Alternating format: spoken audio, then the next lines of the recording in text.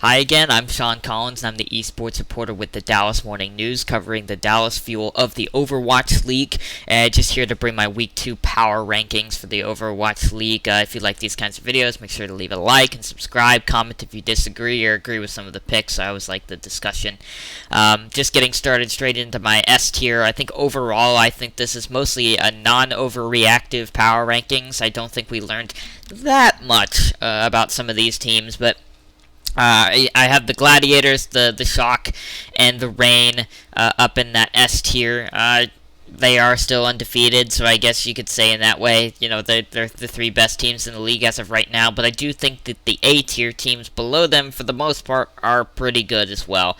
I think you can still make an argument for Dallas to be the best team in the West. I think you could make an argument for Houston to be one of the best teams in the West, though they did look super shaky in their second match. But I think Toronto and Florida are also solid teams.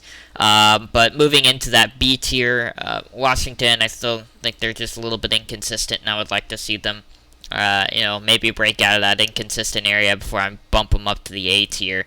Boston and London, kind of in that same spot. I thought London actually looked pretty good compared to what we thought they could look like. They were competitive in both of their matches, and they got a win. As far as Paris, Vancouver, and New York, all winless. I think that's about what you would expect those teams to be. But I just, as you can see at the bottom there, I'm not ranking the APAC teams yet. But if I had to, that's the order that they would be in, with Shanghai being the best. But I'd put them in the haven't played category. I can mess with it a little bit more once we know a little bit more. But again, thanks for tuning in.